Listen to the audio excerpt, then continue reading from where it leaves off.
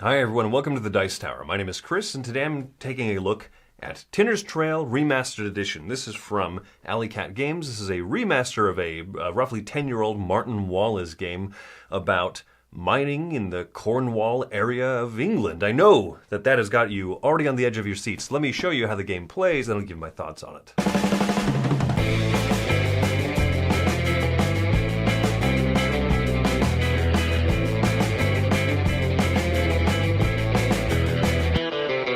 Here's the setup for a game of Tinner's Trail. You'll see that there are tiles set out according to the map card, depending on the number of players.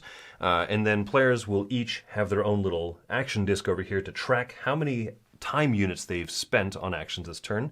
They'll start with 20 pounds on this track here and 0 victory points. So the track is going to keep track of both money as well as points. The general flow of the game is that players will use their action points on these actions over here in order to be able to place out their mines onto these areas with cubes and to flip over these tiles to reveal more cubes. They'll be able to mine from there, build some of these structures that will help them, all for the purpose that at the end of the round, once everybody has passed, they'll sell all their cubes for whatever the current market price is, and then they'll be allowed to spend that money for victory points depending on the position here. Let me show you exactly how that works. At the start of the game, you'll roll the dice for each of the resources here. That's 7. So the price of the tin will be 6 pounds per cube, and the price of the copper, we rolled a 6, so will be 4 pounds per cube at the end of the round. That's what all these dice are used for here. Now, starting with the first player, whoever's at the highest position furthest back on the action track, will get to take an action. These are the actions here, and they show how many time units they cost. 2 to start an auction, for example. Let's go ahead and do that. This is the little this little totem here lets you know which parcel of land is being auctioned. You can either auction up a face-up tile land where you know exactly what the known amount of cubes and everything will be, or you can auction off a face-down area. If you choose to do one of these face-down areas, the player who initiates that auction, in this case the pink player, can play out one of their cards. These tiles are A through C, so we actually won't even use the D cards. Bad setup. But the player can choose to add one of these cards out or not. If the player does, then whoever wins this plot of land will get an additional copper and tin cube, and that player who plays out the card, the one who starts it off, pink player in this case, will get to peek at this tile, and we see, oh, it's got 2 copper, 1 tin, and 3 water. This is not the best tile, right? This is not as good as, say, a land full of cubes like this, but it's not terrible. There are worse ones in the game. So the player will begin an auction, and the pink will say, 1 pound for this parcel of land. The next player clockwise will say 3 pounds, 4 pounds. And everyone else passes, so the yellow player is going to spend 4 pounds to get this parcel of land, and they'll get to put out one of their mines out here, along with all of the cubes. So in this case, 2 copper, a tin, the eponymous tin of the game on the Tinner's Trail, and then 3 water cubes. So yellow owns that land. Excellent. Now the other thing that happens, because the pink player is the one who played out this card, they get what's called insurance. They didn't win that parcel of land, so they make half the money boop, boop, that was auctioned off. So pink actually made money. Since yellow won the auction, they're the one who will spend 2 time units. Now we look who's furthest back on the time track and still has, and is on top. So it's still pink. This card goes away. So the pink player now gets to choose another action. Maybe they'll auction off more land. Maybe they'll, if they had any mines out, they could mine the cubes off of there. They could spend 1 time unit to earn $1. You're selling pasties, they're called. Let's just go ahead and simulate a little bit. Let's say that a few of these players have won these parcels of land. The pink player also won this one here. Oh, that's a terrible space right there. 4 water cubes, which do no good. And then 1 of each cube. So now let's say that it looks something like this. Now the pink player is furthest back, so they can go ahead and take an action. They can take any of these actions. Now let's look at some of these bottom ones here. These let you grab structures off of this board for the first round. This one will be filled in for the second round, third, and fourth. So the player can choose to grab maybe one of these miners.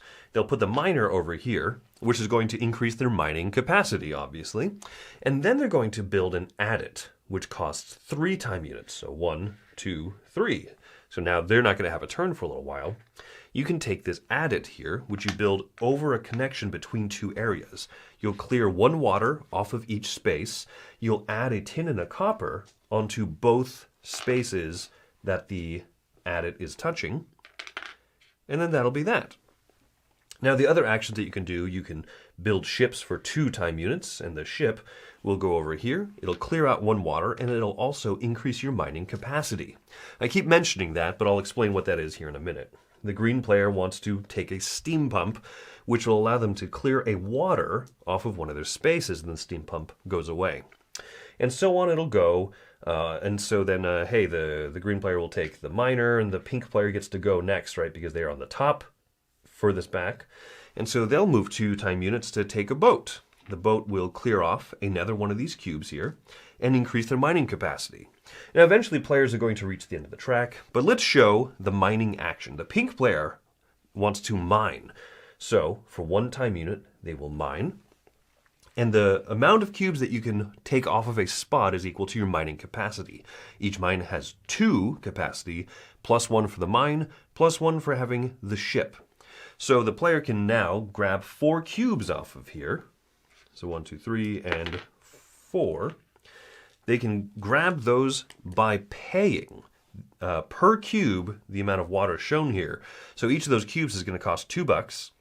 And so that's 8. So pink player will spend 8 and come down here to 15 pounds for harvest for mining that. And then they'll have to add a water to that space that they've mined in. And so every player would do that and everything. At the end of the round, whatever cubes that players have in their areas, they will have to sell for the market price. So the yellow player would sell these 3 copper cubes for 6 pounds each. The green player would sell these, tin copper for 4 pounds each. And then us, we'd get to sell 6 each plus a 4. So we'd have, scientifically, wildly guessing, we made that much money. So after players pass, they will, in order, come down here to this track, and then they'll get to purchase victory points. Starting with yellow, they can spend increments of $10 to earn 10 pounds to earn 22 points. And for every increment of 5 pounds that they spend, they get to earn 10 points, a smaller reward. And then likewise, the green player can spend 10 pounds to get 21 points, right? You see there's a little, the ratio is worse the further down you pass. And this is for the first round. Now, if this were the end of the second round, we'd be using this column for scoring.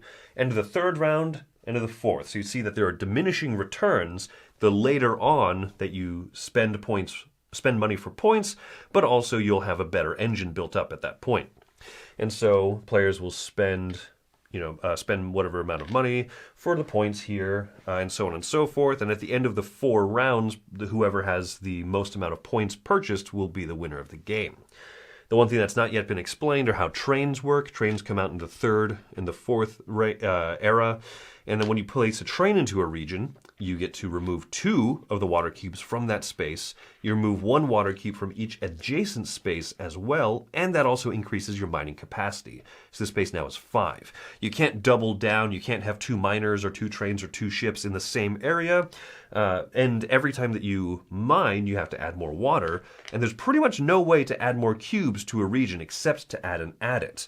But the adit, you can't have 2 adits in the same barrier, but you could, for example, build one over this way to clear out more water cubes and to add more cubes onto the board. So you have to expand out across the map.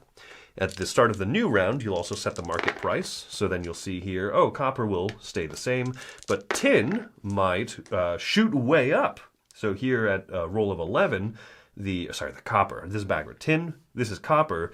Each copper cube now sells for 10 pounds each. So you'll be able to, in the second round, purchase way more if you've been harvesting copper. So that's the overview of how you play Tinner's Trail. So Tinner's Trail is a strange amalgamation of different mechanisms, which I think a lot of times work on their own, but this is a strange brew when you mix it all together. You have the very dry Eurogame aesthetic, right? You have the Martin Wallace pushing cubes in some 19th century chunk of England. You have that, but you have it mixed with this strange auction, right? Whoever instigates the auction plays the card, gets to peek at the tile. Or the player doesn't play a card, and nobody knows the value of that tile. Nobody gets to peek at it. That's a very strange thing going on. I enjoy it, but I had to shift mindsets of what this game was. This was not Brass. This was not Age of Industry. This is not one of those games. This is almost a party game wrapped in the thick veneer of a dry, boring Euro game. And once I was able to feel that way, and once I said that, then the entire table kind of shifted moods and said, okay, we'll have fun with this, right? The very first game of this I played, I got hosed in an auction. I way overpaid for this parcel of land that had 1 tin cube, 1 copper cube, and 4 water. It was terrible. There's almost nothing productive you could do with that unless you build adits and really build it up. That's just kind of a wasted parcel of land, and you only have 6 mines that you can build over the course of the game. And it cost me 2 time units. That's perhaps even the biggest cost, more than the money. I spend time buying this awful parcel of land. So it felt weird, but once we shifted and said, okay, this is like the party game aspect of this game, then I looked at the person that hosed me and I said, I'm going to get you back. And that's when we started to have a lot of fun. It was almost uproarious, which is strange to say in this game of selling tin and copper cubes for market value. So, is it fun? It's actually quite a bit of fun. Is it in your control? It's not. And that's where maybe this game is going to lose a lot of people, right? Those tiles are out of your control, and also the market price fluctuation. Depending on the die roll, the copper cubes could sell for £2 each or 10. And what that means is that if someone is building up mines, whether by fortune or whether by strategy, with lots of copper, they could be hosed at the end of the game and not be able to afford enough victory points to curtail a big deficit, or they'll luck out and be able to sell a bunch of copper or a bunch of tin cubes for £10 each, right? If the market fluctuates that way, and then they'll get to win. And if you start off the early game with one player way in the lead, and then the market is just terrible and it's just tanked for the rest of the game, then that one player who started with the lead is going to stay in the lead. You have to be okay with some of these weird things like that. But at the end of the day, I had a lot of fun because of the time track. I feel like the time track is done incredibly well. I like the options of do I get an adit to remove water from 2 adjacent spaces and add cubes? That's the only way you're going to be able to add more cubes once the land is auctioned off. But that costs 3 time units. I'm not going to take a turn for a while if I do that. Do I grab a ship because that's going to empty out cubes and increase my mining capacity? Being able to mine more than 2 cubes in a single action before you have to add water is going to save you a lot of money. There's so many great decisions that are in your control in this game that I had so much fun with. But because this game has that chaotic, almost party element to it, mixed with this very Martin Wallace-y, there's 12 actions that you can choose from, and you have to evaluate the cost on the scale of money and on action economy and stuff. You mix those two together, it's not going to be a game for everyone. But there's so many smart things done. I love the fact that whoever wins the auction spends the 2 time units. They tick forward. You could make someone potentially waste all of their time by buying lands and then not leave them enough time to actually mine the cubes out of it. I did play this with 2 players, by the way. There's a 2-player variant where it's not in the original. I thought it was only okay. It was not as great, and one player could keep kind of forcing the other player to win auctions, because I'm not going to let you buy that parcel of land for only £2. 3. Okay, you take it, right? Boo, you keep moving up that time track. It's an okay dynamic. It's not going to be for for that many people, I don't think. I don't think many people are going to clamor for this for 2 players, but I think it works well at the higher player count. There's more interaction.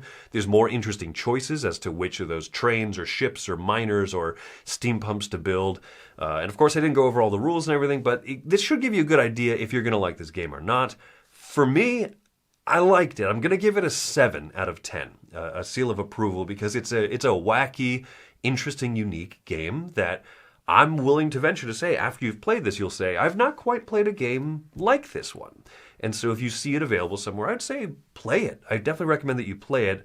But if you're not sure if you or your game group is going to like it, I'd be hesitant to say to go purchase it. But definitely try it. So that's Tinner's Trail.